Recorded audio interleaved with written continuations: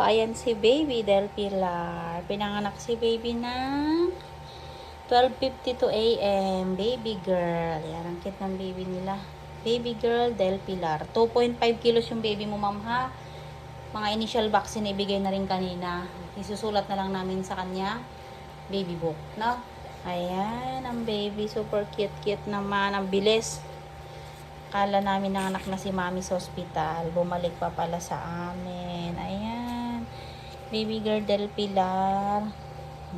Cute, oh. Wala pa daw pangalan kaya baby girl Del Pilar muna. Apelyido muna ni sir. Oh, gutom na siya.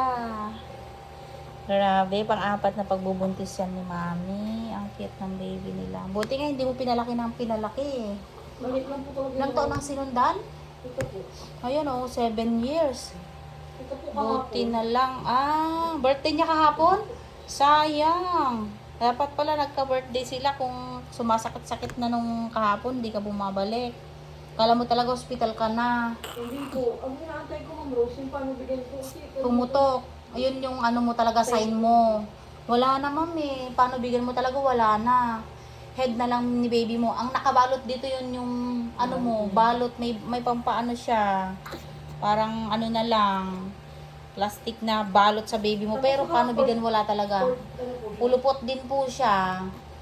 Pulupot din ang baby mo. Kaya yun. Medyo hirap kang i-push siya pababa. Pero kayang-kaya naman ni mami. Yan. Gutom na yung baby mo. Magpadede ka, ha?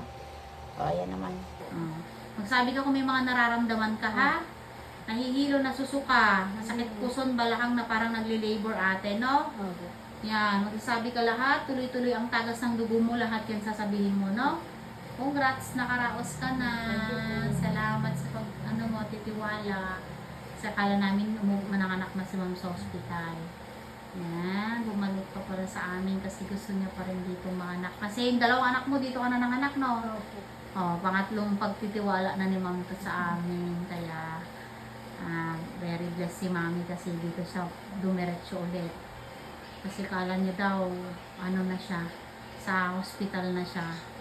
Pero hindi niya makita na ang sign daw sa kanya ay yung pagputok ng panaligan. Pero pagdating niya dito, andyan na po talaga yung head ni baby, wala na siyang tubig. Ayan, buti na lang, dumediretso na, nakaraos ka agad, ma'am. No? Okay ka lang? Mamaya, pagpa-dede ka, ha? Congrats, ate.